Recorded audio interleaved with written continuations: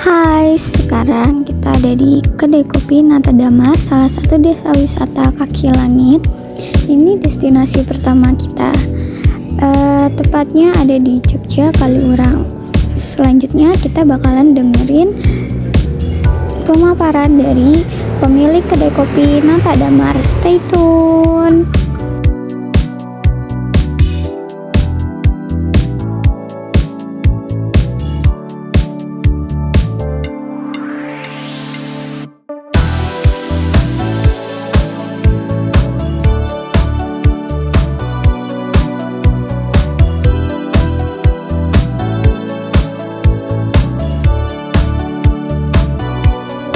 Oke, jadi di sini pemilik kedai kopi Nata Damar, tepatnya di Desa Kaki Langit, sedang menjelaskan kepada kami semua bahwa bagaimana awal asal mula dari pembentukan kedai kopi ini sendiri, serta bagaimana cara untuk menarik peminat pengunjung, serta membantu masyarakat sekitar untuk dapat memulihkan kembali desanya sebagai desa wisata kaki langit yang sekarang. Seperti itu. Di sini kami diajarkan bagaimana asal-muasalnya, dan kami diberi kesempatan untuk memberikan pertanyaan terkait penjelasan yang sudah dipaparkan oleh pemilik. 1000 km per jam, sementara langit itu tidak ada batasnya. Artinya langit lebih kepada simbolisasi kuasa Tuhan. Dan pembentukannya itu kan pasti ada branding dan juga ngenalin desa wisata ini ke masyarakat luas. Nah, itu untuk cara-cara yang pernah dicoba itu apa aja. Dan juga kemarin kan juga sempat COVID, berarti desa wisata ini sempat terhenti kan, kayak kerjanya gitu. Terus untuk menjalankan lagi itu caranya seperti apa, seperti itu biar desa wisata ini dikenal oleh masyarakat secara luas. Jadi yang pertama Mas Husen ini banyak sekali konflik internal. Jadi kalau berbicara tempo itu sampai sekarang internal itu masih tidak kelihatan ini. Manajemen kita itu lebih kepada monarki otoriter, jadi kayak tirani, benar-benar seperti itu. Karena apa? Kalau memberikan ruang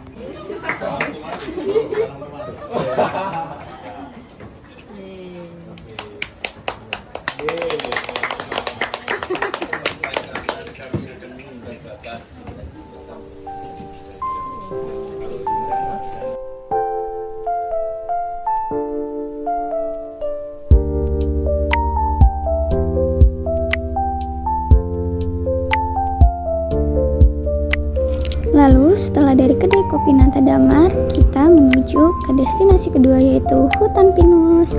Kebetulan Hutan Pinus berjarak cukup dekat dari kedai kopi Nata Damar. Hai guys, jadi kita sekarang lagi di Hutan Pinus. Kali ini kita mau wawancara beberapa pengunjung. Sebelumnya kita bakal cari dulu pengunjungnya. Nanti kalau udah ketemu kita videoin lagi. Dadah.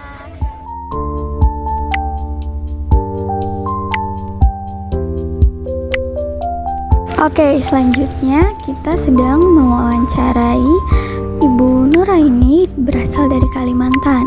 Di sini kita menanyakan terkait bagaimana Bu Nuraini dan keluarga bisa mengenal tempat wisata Hutan Pinus ini. Lalu bagaimana perasaan Bu Nuraini saat sedang berada di sini. Lalu kami menanyakan kepada keluarganya bagaimana perasaannya dan apakah fasilitasnya nyaman atau ada kendala, dan menurut mereka apakah Hutan Pinus ini membutuhkan suatu perubahan kembali atau membutuhkan perbaikan fasilitas, seperti itu. Stay tune.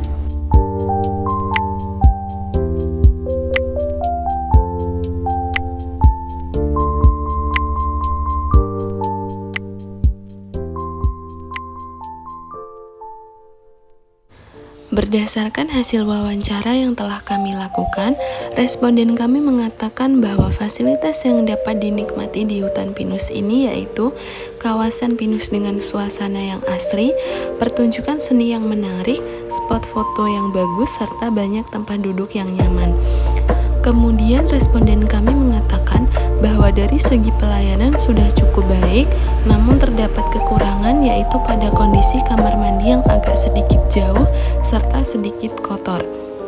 Kemudian responden kami mengungkapkan harapannya terhadap wisata ini, yaitu semoga fasilitas-fasilitas yang ada dapat diperbaiki dan semoga tempat wisata ini semakin maju.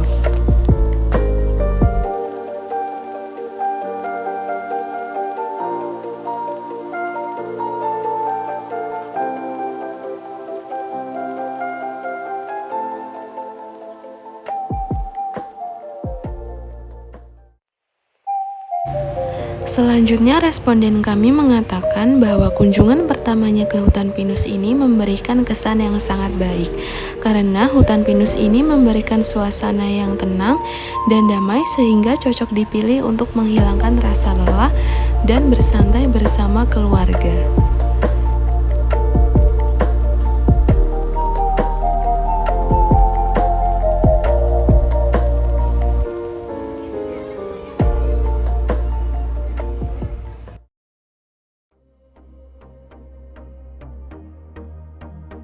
Kalian juga perlu tahu loh, di hutan pinus tidak hanya ada spot foto, tapi di sini kita juga boleh ikut menari bersama ibu-ibu gondong lestari. Di sini kami diperkenankan memakai alat musik dan bernyanyi bersama mereka. Seperti itu. Halo, sekarang kita ada di destinasi wisata kedua. Tadi kita dari hutan pinus makan dulu, terus sekarang kita ada di Ledok Sambi.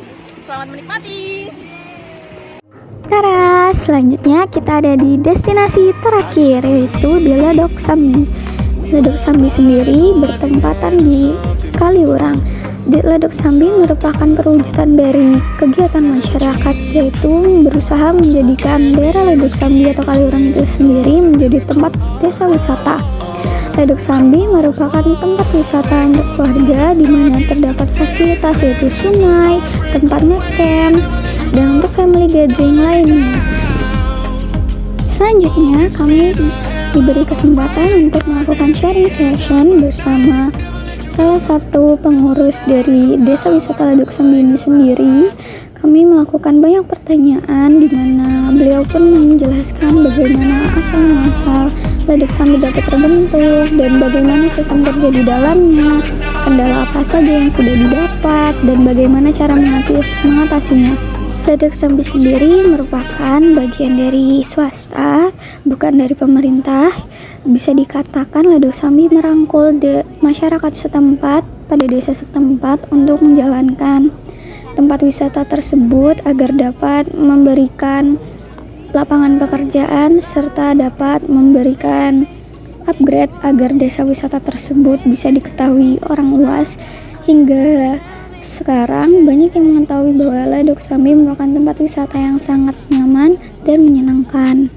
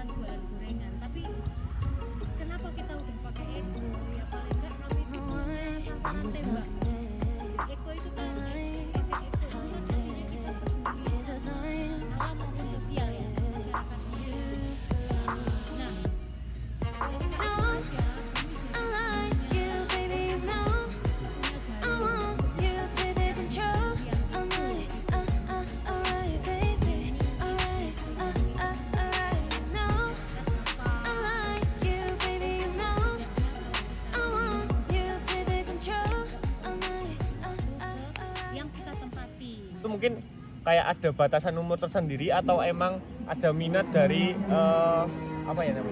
orang-orang muda yang ingin bekerja di sini, itu bagaimana nih regenerasi? Tidak ada batasannya, sesuai dengan undang-undang aja.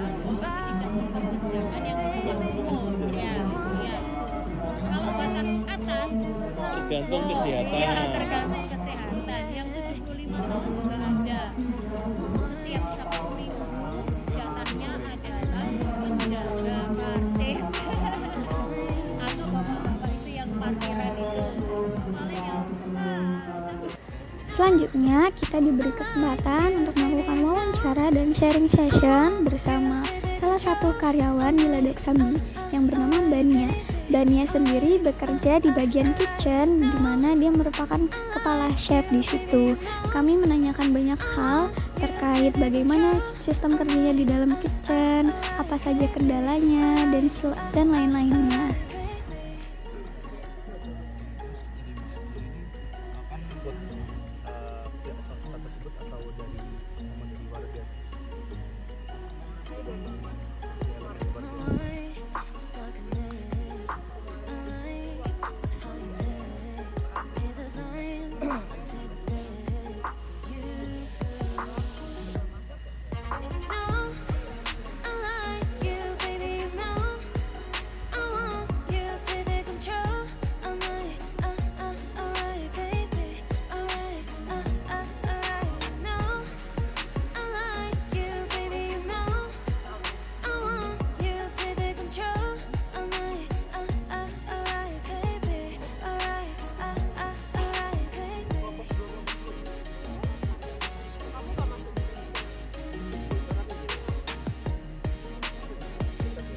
Berdasarkan hasil wawancara dengan Mbak Diana mengatakan bahwa tempat wisata Ledok Sambi ini dulunya sangat sepi.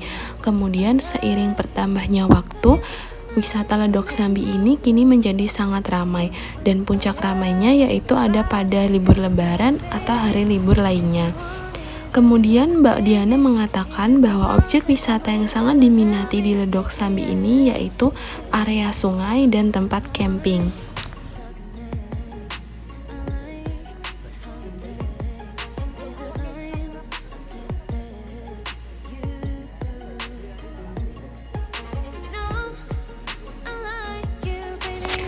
Mbak Diana mengatakan bahwa wisata sungai menjadi tempat favorit pengunjung, terutama anak-anak, untuk berenang dan bermain air, mendapatkan suasana yang menyegarkan untuk menghilangkan rasa lelah.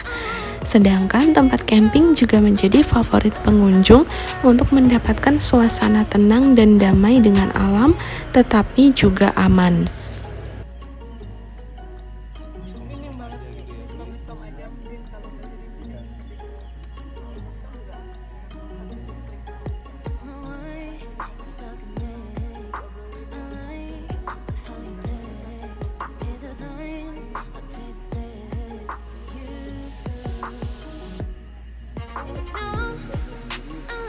Sebagai kepala dapur yang sudah bekerja sejak tahun 2020, Mbak Diana juga mengatakan bahwa selama bekerja ia ada mengalami kendala.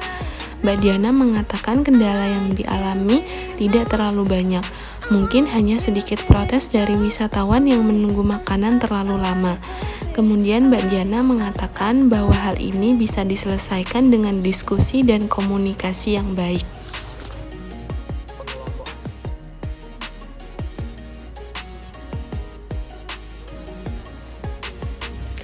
Dalam pekerjaannya yang berhubungan dengan masalah dapur, Mbak Diana selalu bertanggung jawab agar makanan yang disajikan kepada pengunjung memiliki kualitas yang baik, agar pengunjung tidak hanya puas terhadap segi wisata, tetapi juga dari segi kulinernya.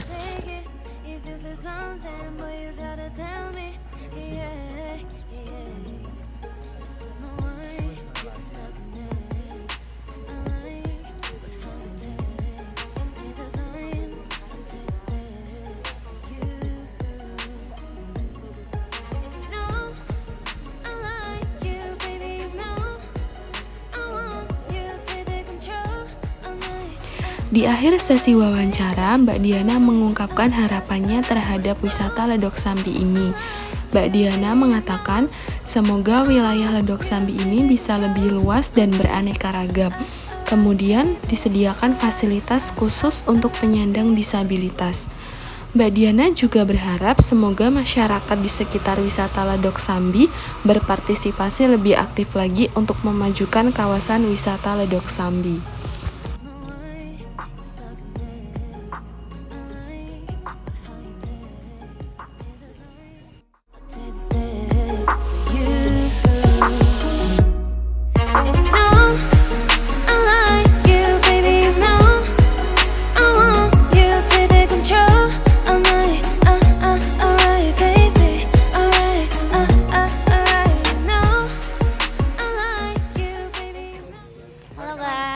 Jadi kita udah selesai untuk berkunjung di 2 tempat, dan yang terakhir ini di Ledok Sambi kita udah wawancara, dan sekarang kita pamit undur diri. Bye.